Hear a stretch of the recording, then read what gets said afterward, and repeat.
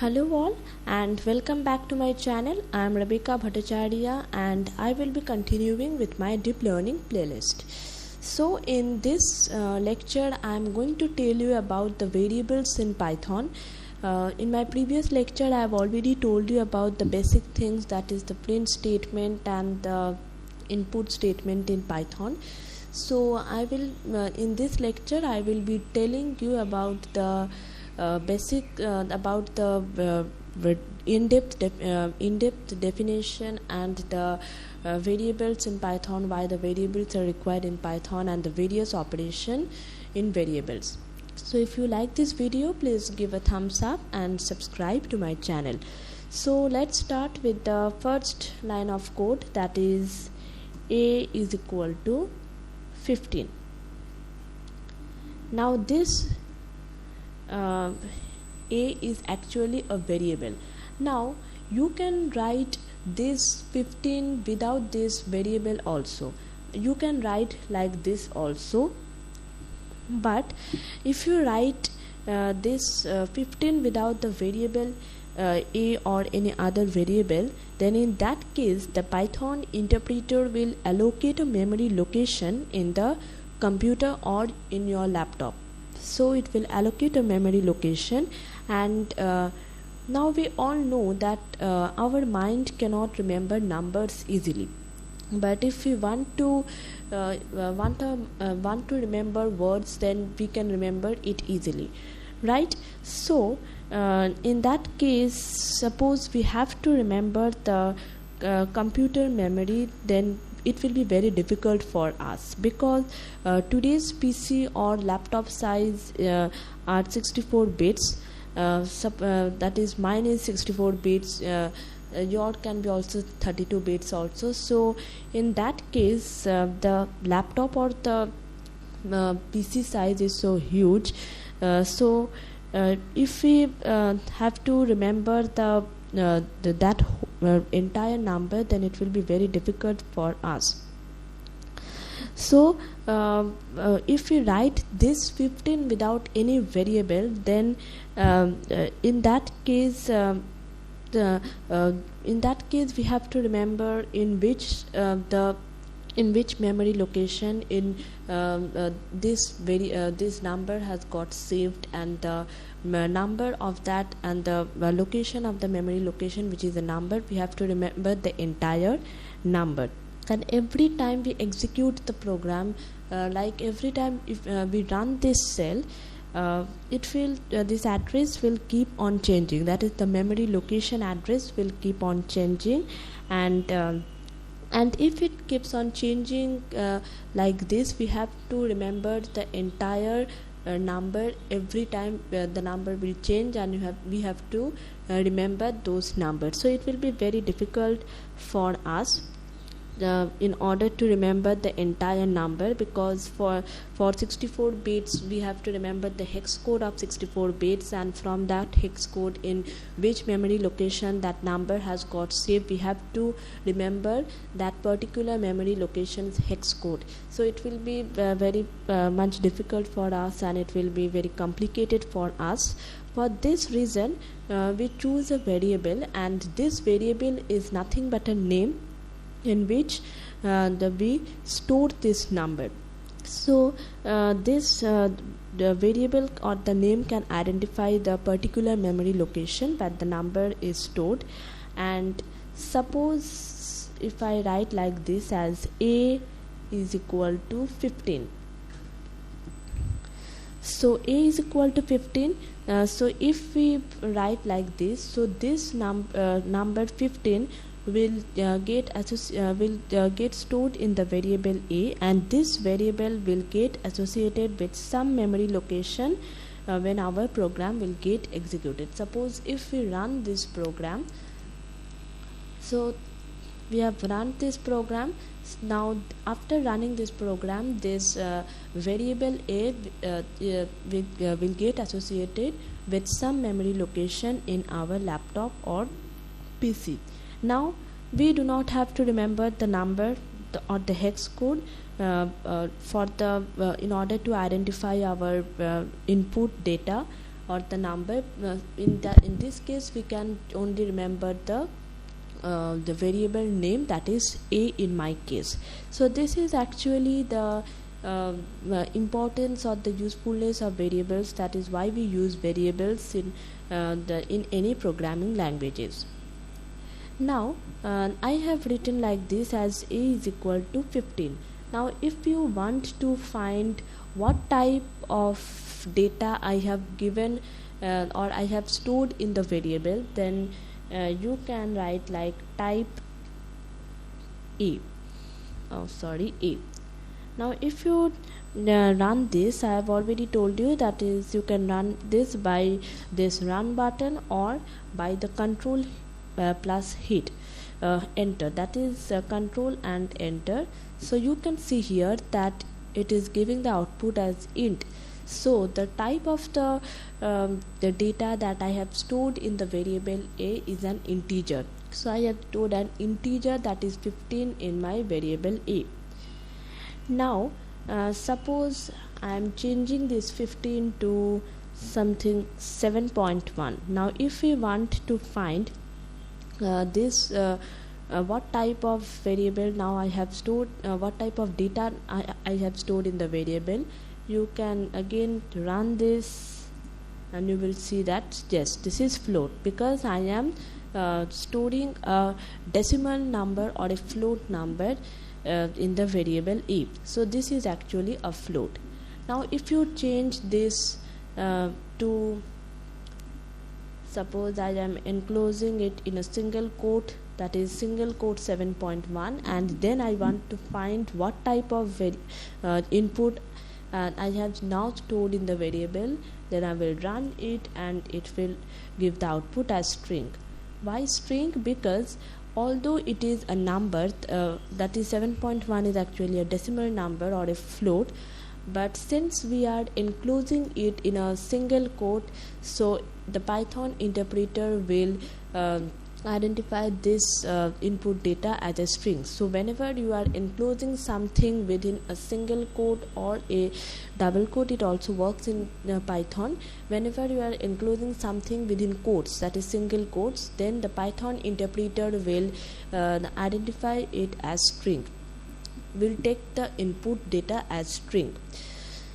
Now there are some rules or conventions for naming the variables. That is how you should name the variables, or how you should create the name of the variables.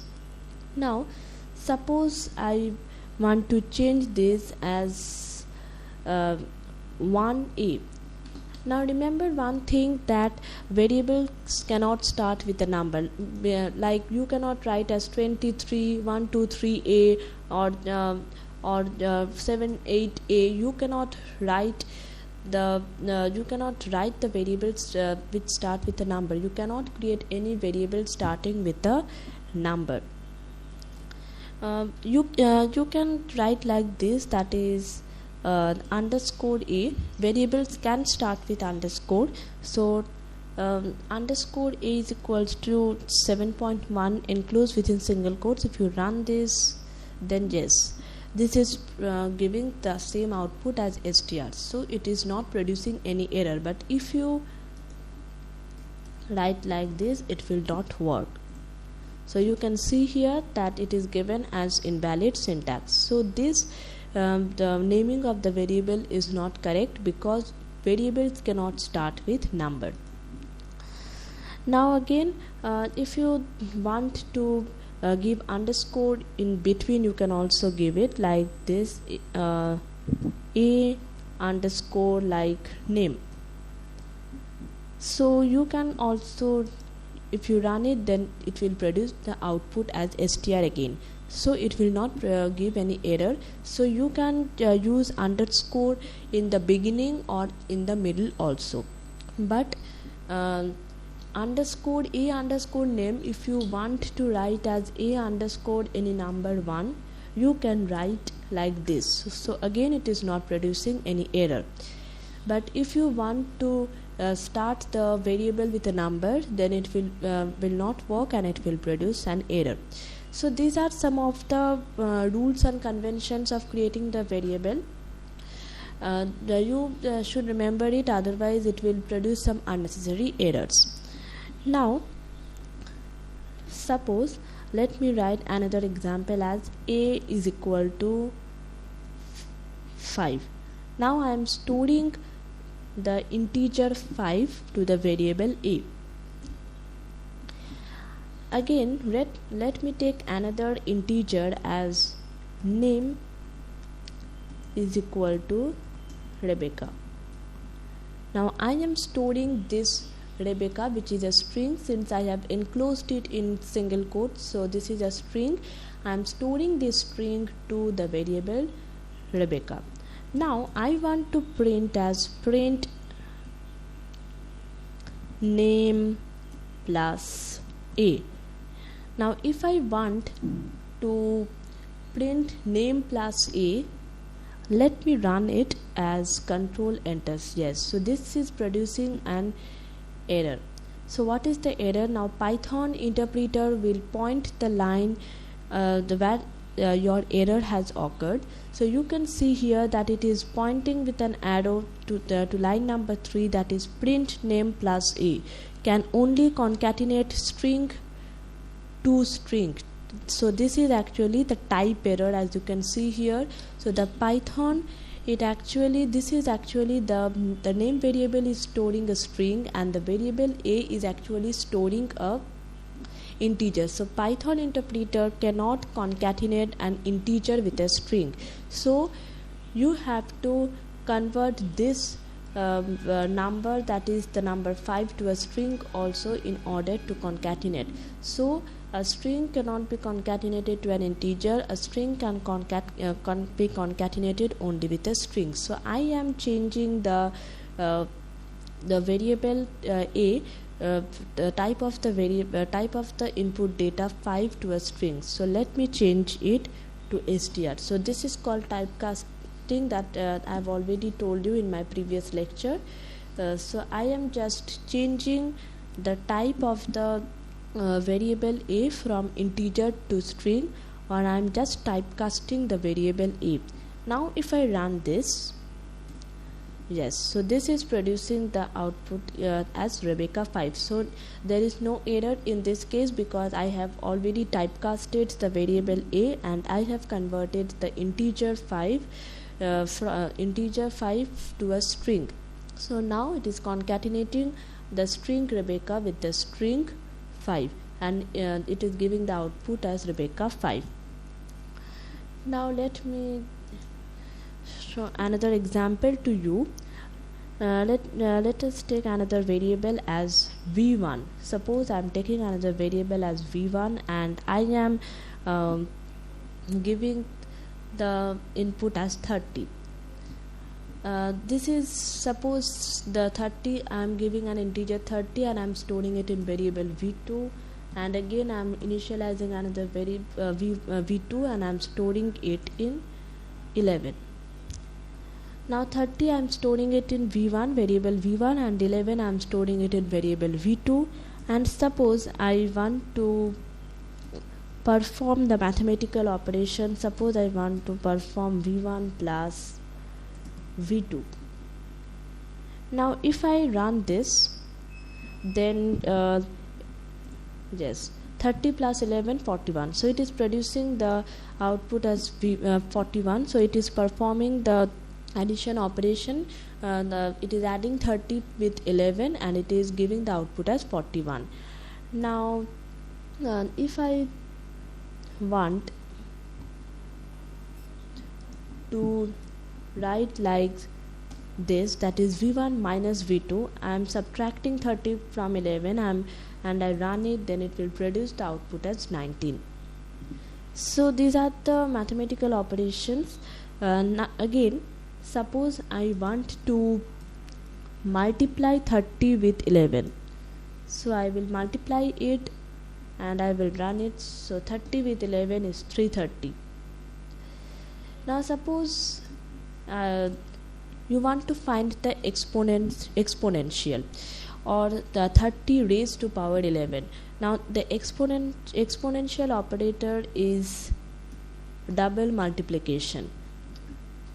You will, for multiplication, you will give only one multiplication or one star, and for the exponential operation you will give the two multiplication operation or 2 stars. So then in this case it will give the result of the 30 raised to power 11. So let me run this.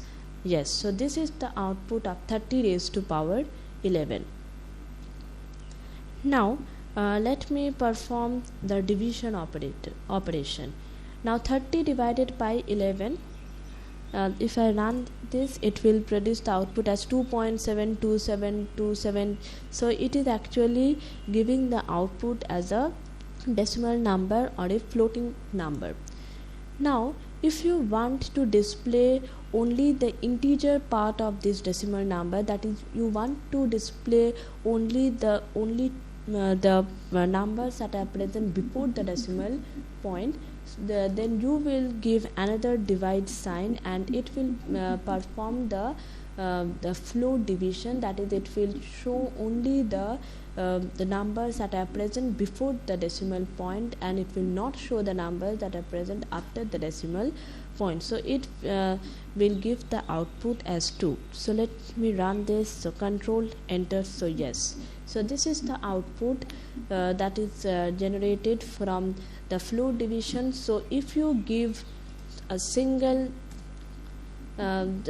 single slash like this, single division operator like this, then it will perform the normal division. So 30 by 11, it will then produce the normal decimal number. And if you give double slash like this, and if you run it, then it will produce the float division, and it will give only the output for the numbers that are present before the decimal point. So this is actually the float division operation. Now the last operation that you all know is the mod operation, or the percentage operation. So this will produce the output of the remainder, that is 30. It will divide 30 by 11, and it will give the remainder as the output. So 30 divided by 11, let me run this. So it is giving as 8. So if you divide 30 by 11, then you can see that the remainder is coming as 8. So now let me take this v1, the input of the variable v1 from the user during runtime. So I will give this input enter first number, and again I will take the input from the user for the variable v2 during runtime. So I will use the input function to enter second number. Now you all know that the input function by default will take the input as a string. Now I have already shown you in this case that the string cannot perform any mathematical operations like addition or concatenation.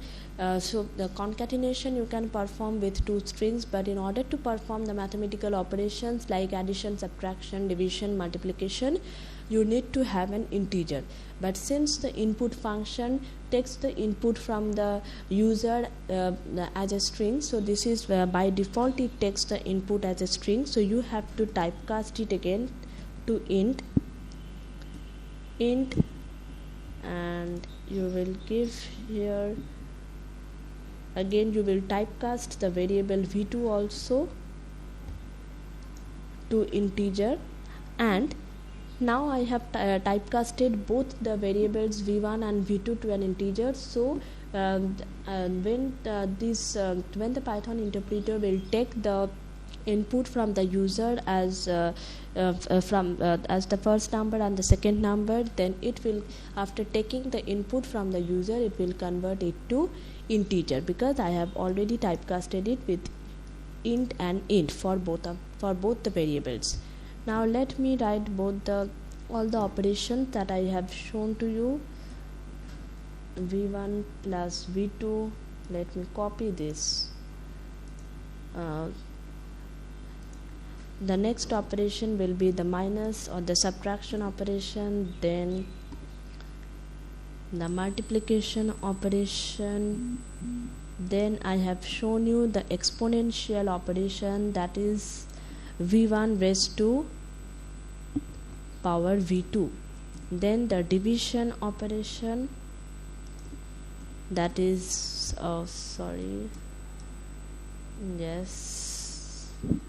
so this is the division operation. Then the float division, that is it will show only the numbers that are present before the decimal point, so this is the float division operation. And lastly the modulus operation or the percentage. So this is the modulus operation that will result to the remainder after the division of v1 with v2. So yes, so now when let me run this. So yes, this is prompting the user to enter the first number.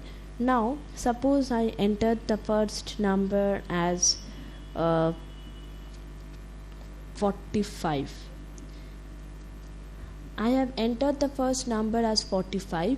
When the Python interpreter prompts the user to enter the first number, then after entering the first number, it will take the input to string and it input as string, and it will find this int function. It will convert this string to an integer. So it will convert the string 45 to an integer 45, so that we can perform the necessary mathematical operation. Now we will hit enter. So after hitting the enter, the Python interpreter has already converted this string 45 to an integer 45. So now after that, it is prompting the user to enter the second number. So let me write the second number as 7. Now I will hit enter. So you can see here that all the operations are shown at once. So this is the first, this is the plus operation, that is 45 plus 7 is 52, then v1 minus v2, 45 minus 7, 38, then 45 into 7 is 315, then 45 raised to power 7 is this large value, and after that 45 divided by 7, it is giving this decimal number. And again the 45 float division by 7 is showing only 6, because float division means it will show only the number before the decimal point. So this is the number, the 6, that is the result of the float division. And finally 45 divided by 7, the output, the remainder is 3, so it is giving the remainder as the output as 3. So this is actually the basic mathematical operations that are performed within the Python interpreter. Now I will give this Python file, this specific Python file, in my GitHub repository. I will upload the Python this specific Python file in my GitHub repository, and I will also mention the link in my description, so you can check the description below in order to get the link, and you can download that Python file, or you can see the Python file if you want to practice it. So that's all for this lecture. See you in my next lecture. Thank you.